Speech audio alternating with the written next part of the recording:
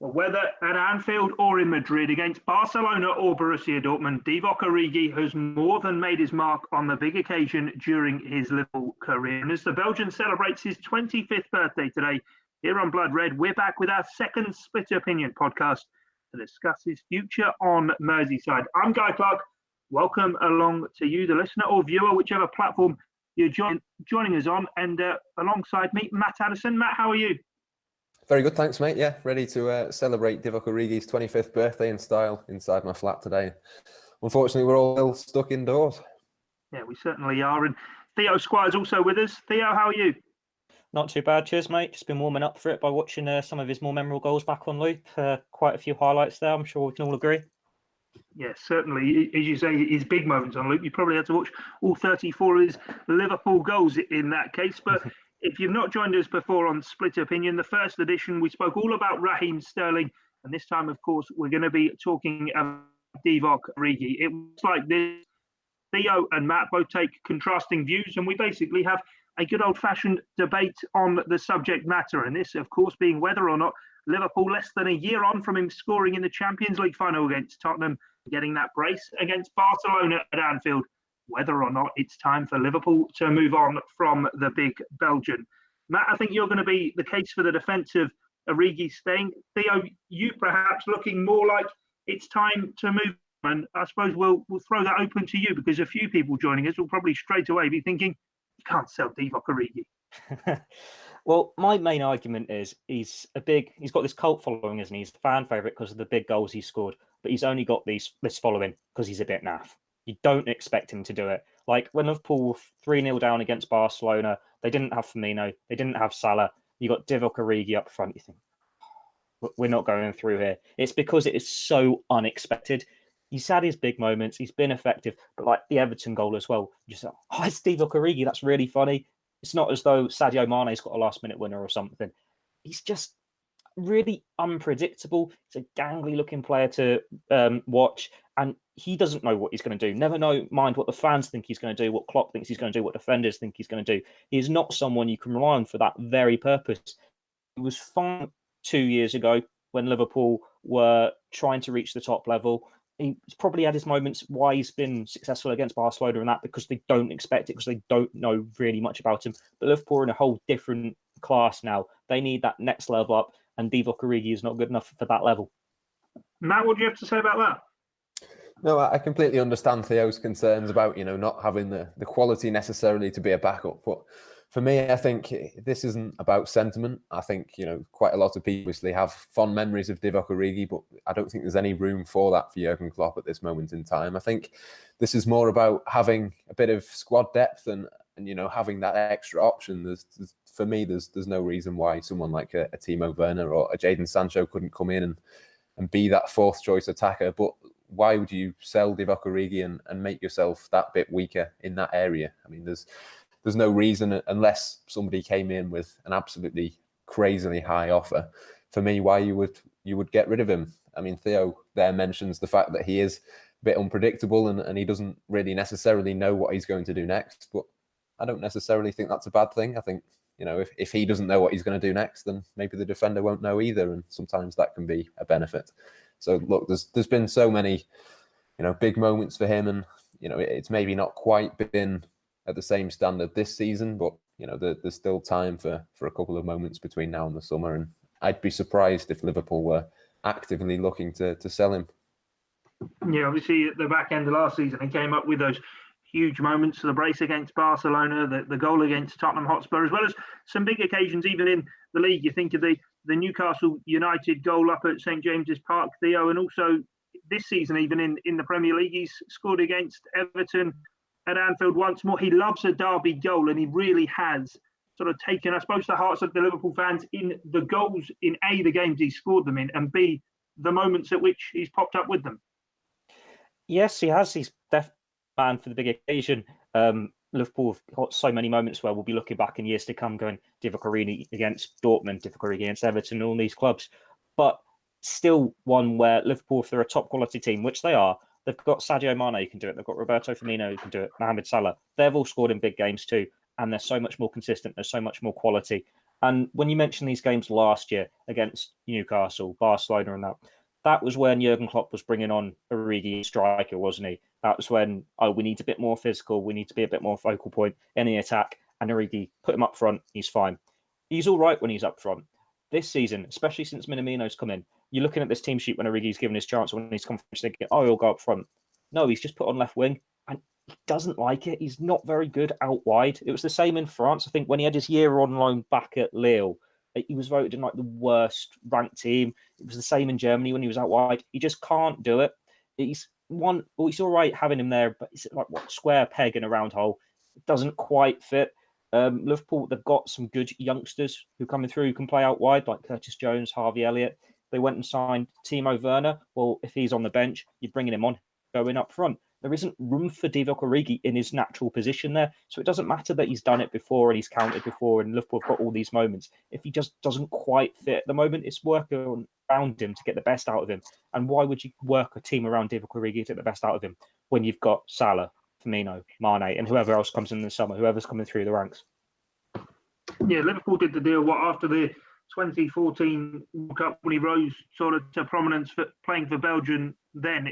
Madness that obviously 6 years ago now. He was only 19 at the time. Matt, he's only 25 today. Surely, I imagine part of the reason you'd happily like to see him stay is the fact that, in theory, his best years should still be ahead of him. Yeah, definitely. I mean, it is surprising when you think how long he's been at Liverpool and been around sort of within football that he is still only 25. And as you say, his best years are to come. And I think if Liverpool, hypothetically, to come out and say they'd be happy to sell him for a certain price, I think there'd be a fair few clubs who would take an interest in him just because of his age and the goals that he scored in the past. I think obviously he's not at the same level as Liverpool's first choice front three, but those three can't play week in, week out. At some point, one of them is going to get injured or need a rest or that sort of thing. And, there's certain game seasons, particularly in sort of cup competitions, where you think, Divock Origi quite easily could have come into the team. And, look, the EFL Cup and the FA Cup are not massive priorities for Liverpool. But if you kept someone like Origi around and strengthened that fourth choice attacker, maybe knock him down to being the fifth choice, those sorts of games he could play and sort of take on a bit more of a leadership role. I think, short term for the next 12 months, he'd be quite happy with that. Maybe, in 2021, he might look at it and say maybe he's not getting as much football as he would like at that stage of his career. And maybe then you would look to move him on. But for me right now, as long as he's happy, he seems to be a popular player in the dressing room. You say he's only just turned 25 today. So why not keep him around and just see if that consistency can come as he enters the peak years of his career? I'd say, though, that why should Liverpool accept a drop-off of quality? Like, we've looked to Manchester City so enviously for so many years going, they've got so much quality, not just in the starting 11, it's on the bench as well. So if you've got Sergio Aguero up front, who's coming off the bench? Gabriel Jesus. They can switch between those two easily, and you don't see a difference. It is just a quality attack. Origi doesn't offer that. And I'd argue that he's probably at that stage now where he's thinking, I'm not playing enough here. Like he was out of contract this summer if he hadn't signed the new contract last summer. He probably scored those important goals and thought, this is going to be my season. I'm going to kick on. I'm going to have opportunities. But apart from scoring against Norwich, it's been a false start for him. He's not stepped up the way he'd have wanted to. He's not contributed the way he would have wanted to. It might be time for him to look to move on for his own sake. With the Euros being pushed back here, he's got international hopes to keep an eye on as well. And he's going to be a bit unsettled, isn't he, by Liverpool being linked with like Timo Werner and all this. The only thing you could potentially argue for him sticking around is you've got the Cup of Nations. So there is going to be that month where he's out. But if Liverpool do go and sign Timo Werner, he's not going to be the one getting those opportunities. It's a very difficult one for him to come and assess what he wants to do. But Liverpool have had him 6 years now, and we've been waiting for him to take it up, find that consistency, and it hasn't happened. Like when he went to Germany on loan, he nearly got relegated.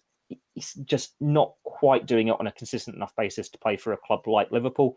And also, when you're looking at it, I'm sort of forgetting my point as I'm going along here saying it, but come back to me. It was on my mind. My tongue. Not like you, Theo. I got your tongue. He's always straight up with an opinion. We'll be back to you as soon as you get it back, Theo. But in terms of Divock Origi, then, you've got it? Go on, take the floor. Right. Last summer, Liverpool wanted, 25, 30 million for him? he was linked to Wolves, a couple of other teams. No one wanted to pay that money. This summer, if someone came and said 30 million, I think clubs would take that. So he's definitely done it. If you wait another year, I'd reckon it could be back to square one, because if he's got another season where he's not quite playing as much, he's not scoring as much, you're not going to say, yeah, he's worth it now, because that's another year less in his legs. Strikers peak at the stage he is at now, this age. So he wants to have as much time at his peak as possible. So it's one where it's probably the best for both parties to think, oh, maybe it is time for him to go and get his game time, is for a buying club to come in and say he's at his peak now. He could be what we're looking for in that sort of mid-table range in the league. And for Origi to just go and get game time, if I want to give an example here, it's a bit different. Daniel Sturridge, last season, pre-season, he had a really good pre-season. We thought, oh, great, he's back. We can see the real Daniel Sturridge again. Started the season well, and then it just didn't happen for him. That's how I've seen Origi's year this year. Sturridge obviously left. Liverpool looked to the future. They moved on. I reckon with the way Minamino's coming in, Origi gets opportunities, Klopps potentially doing the same again. No, I completely understand that point, and it's hard to disagree with the fact that if Divock Origi thinks it's best for his career, then maybe he will move on. But the thing for me that maybe points towards that not being the case this summer is that Liverpool have sort of intimated that they'd be prepared to take 28 million for Xherdan Shaqiri. They've not really denied any of the rumours about him leaving. Whereas with Divock Origi, there's not really been any stories. There's no price tag been set. There's no sort of intimation up to this point that that he wants to leave the club. And I just think that if he was being primed for an exit this summer, we probably would have heard about it already. That's not to say that maybe coronavirus has interrupted that or anything like that, but so far what we've heard is that he's pretty much prepared to stick around this summer. And if you are looking to sell him, then I suppose it's where someone like Michael Edwards really comes into their fall, because you mentioned the Shaqiri price tag there. If it was 28 million or thereabouts, even just thinking back to Dom Solanke, for example, going to Bournemouth for best part of 20 million pounds, would that not indicate, Theo, that you'd probably even get the bar maybe at 40 million pounds or so for Origi, given he's only 25, given he has come up with these big moments? And then it's actually whether clubs are going to take him off your hands, because he's not really, over the course of his career, he's not really got the biggest track record in terms of really appealing to clubs. I mean, his best return for Liverpool in the league was the 16-17 season, and he scored just 7 goals in that season. Exactly. That's why you can say, oh, he's worth this price because of what Shaqiri's done or whatever they've sold before. But Dominic Solanke, for example, he was a younger player, and Bournemouth have got a track record for giving Liverpool silly fees. That was at a time when there was the Premier League, money from Sky, from BT, and football was on the up with finances. We saw that Neymar deal just completely change the market. If Mbappe went this summer and everything was normal, it probably changed the market again. But we've got this pandemic going on where we think football is going to take a little of a sting from it. Finances aren't going to be the same for clubs. They're not going to be able to go out and spend 40 million for a player who they're not really able to guarantee is going to be a 20-goal-a-season striker for him to step up and do it for the first time. That's why we've seen him from Liverpool recently. They don't go and spend big money willy-nilly on players anymore. They look for those shrewd signings that they can make, the bargains, the ones think, actually, that's a really good price for that player. So Minamino obviously got him for just over 7 million. There's been all these talk of Timo Werner being going for 52 million, because that's half the price of Jadon Sancho, Kai Havertz. I think it's a big ask to say you can get 40 million for Origi by that comparison. Klopp, he is loyal to his players. Obviously, Liverpool, they're a business. They'll want to get the best price possible for every single player. But Klopp is not afraid of going to fair enough, you've done your time with us. You've served us well. You've not had the game time you'd have liked. I'd like to have given you more. It's just not happened. You can go and we won't stand in your way. Like I think these are lower scale ones. Lucas Leiva, Ragnar Klavan. But there have been more as well. He does not stand in a player's way if they've been a loyal servant, and they'll go with his blessing. And it's a crossroads for Origi now. It's either he's got to step up next season and show he can be this 20-goal-a-season striker, which he won't get the opportunity to do at Liverpool, or he's just got to settle that he's always going to be a bit part player. Is that where this decision is then, Matt, really? That actually it's probably with the player and dependent on how much he wants to play? Because if your argument is you want to keep him around because he's got quality, he's shown that to come up with moments for Liverpool, that's all well and good. But is he at 25 really going to want to sit and be perhaps the fifth choice option in that forward three? Yeah, I think it is entirely down to him. I think it is with pretty much every player, to be honest, at Liverpool. We've seen those who want to leave have been allowed to do so, and there's no reason to think that Origi would be any different. But it's one of those things. I mean, we don't know what's going to happen with the transfer window this summer. Liverpool, sort of stayed with what they had last summer and went again, and it worked for them. So I think Liverpool are maybe in a position where they're not going to be desperate to find deals, and where other clubs are scrabbling around trying to find improvements to their squad. I think Liverpool, if you said to Jurgen Klopp, you've got to start next season with the exact same squad that you've got this season, I think, he'd be quite happy to do that. So, Liverpool, I think in an ideal world, will bring one or two players in, but that's, there's nothing certain at this stage in terms of what they can bring in. We don't know at this moment what's going to happen with Timo Werner and his release clause possibly being pushed back or anything like that. We just don't know the financial situation of the summer window and who's going to be moving where. So it might just be the safest option for Liverpool to reassess, not make any rash decisions and go and spend big. And, look, they're on target to win the Premier League by 25 points or whatever it's going to be this season. And Origi's been a big part of the squad over the last couple of seasons. So there's no reason why they can't win trophies next season if he is still a part of the squad. Last couple of seasons, yes. Not really this season, though. It was 2-3 Premier League goals? One of them on the opening day against Norwich when Sadio Mane was away. Obviously, he always gets his goal against Everton. But you've got to look at this Liverpool squad now. And it's one where if they don't get Timo Werner, because of whatever reasons with the current market as it is, they've still got plenty of options there. Probably Klopp turns to ahead of him. Like Minamino, I think Liverpool fans thought they were getting this reserve to Mane, didn't they? You thought he was going to be playing more out wide. But Klopp seems to think of him as more this reserve for Firmino. And with Origi, it was always Liverpool weren't as effective because he doesn't fit the front three. The team's not as fluid with him, but he can get you this big moment. Whereas Minamino is moulding him to, we can't play Firmino this week, but it's all right because he's carbon copy almost. And then it's one where, if you've got Minamino there and he can play out wide or he's up front, he's now ahead of Origi in the pecking order. So that means Origi's already fifth choice. And then you think, Ryan Bruce is coming back from his loan spell. Do you want to block him? Like he's 19, 20. If you want a young player to play in the cup games who get you a few goals, who's a bit of a loose cannon, you don't know what he's going to do on the pitch, he's probably your better one to be that bit of untapped potential at the moment. And then, like I mentioned earlier, you've still got Curtis Jones, Harvey Elliott. You could, if you really wanted to, play Trent further forward.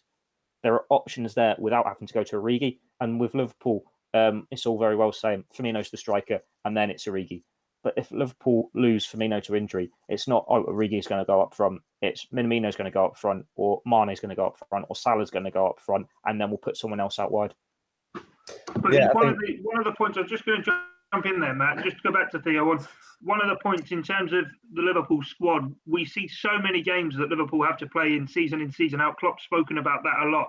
Although the front three rarely miss a game. Should you sell Origi and one of those do get injured, whether it be Mane, whether it be Firmino, I know your argument's more actually you see him as a centre forward, albeit he's unpredictable and he's a bit unreliable at times. Whilst he's 25 and he has played in these big moments, would he not be more of a safe bet to go with over perhaps a Ryan Brewster, 19, 20-year-old kid who is yet to make a first-team real sort of senior start for Liverpool? It'd be safer in the sense of like Premier League games, but Origi is still not that go-to option in those scenarios if it happens anyway. Like we've seen Firmino miss games, we've seen Mane, Salah miss games, whether injured or whatever. And since the turn of the year, it's Minamino he turns to. Like, which one of the games was it? The midweek one where Mane came off injured really early on and Minamino came on straight away. Was it like Wolves or something? Yeah, Wolves away, I think you're on about, yeah. So it's like, Klopp isn't turning to Origi anymore. And then if we're saying Liverpool have another summer where they don't sign anyone, which we're not expecting, why is his position going to change when Klopp's looking forward and these are the players he's turning to more and more? And then if you bring in someone else in, he's still not going to turn to Origi. So it's all very well having him in case you need him. But when he's so far down the pecking order, it's better to have that squad option for a Brewster who is still learning his trade more than a player who could potentially get unhappy. He wants to play football. He's been in this squad option for so long now, and he's got the Euros on his mind. And he'll think, hey, I've just scored in the Champions League final last year. I've scored against Barcelona. I've got a bit about me, and I'm still not getting the opportunity now. When am I going to get the opportunity? Yeah, you just wonder then if actually signing that, what was it, new 4-year contract last summer, whether that actually didn't do him the world of good, because effectively, with the environment we're in now, you don't know if Liverpool are going to want to accept a perhaps reduced fee with a player who's still got a long time on his contract to run. But we'll wrap things up then. Matt, we'll go to you for your sort of final argument on just why really you think it's crucial that Liverpool keep Divock Origi. And I don't know whether our colleague Kiva O'Neill or not has started building a statue for him, because if she has, then that might need to get taken down quite quickly. Yeah, no, I mean, my final point is almost to pick on something that Theo said there about Minamino's position and sort of seeing him as the central player. I think up to now we have seen Minamino play through the middle, but I think that's more just been the sort of easiest position for him to pick up at this moment in time in terms of bedding him into the squad. I don't think necessarily that Klopp sees him exclusively as a number 9 going forward. I think Minamino can play on the right, on the left. He can play even as a number 8 in midfield as well. So I don't think necessarily that once Minamino gets used to playing in this Liverpool team, that he will always play through the middle. I think, Origi could slot into that position quite easily and have Minamino elsewhere on the pitch, even if he is ahead of him in that pecking order. But for me, it all comes back to what Divock Origi wants. I don't think it would look particularly good for Liverpool to be shunting him out of the back door after what he's done for Jurgen Klopp over the last few months and the last couple of seasons. So, look, if Divock Origi is desperate to leave, I think Liverpool will let him leave. But I don't see that will be the case this summer. Maybe next summer, but certainly not for the time being. Do I get a final word as well? Yeah, I was going to say, Theo, over to you. Matt, one question. You're Jurgen Klopp, Divock Origi, or Timo Werner? Well, of course I would go with Timo Werner, but there's no guarantee that Liverpool will be able to sign Werner this summer. I think Matt quite clearly wants both Werner and Origi, but it's whether and how Klopp is able to juggle that and keep both happy. Well, guys, thanks a lot for your time. And on Divock Origi, whether it is the final chapter and things are over, he's left Liverpool with some absolutely fantastic memories. Everton, Newcastle, Barcelona, Borussia Dortmund, the list goes on. But he could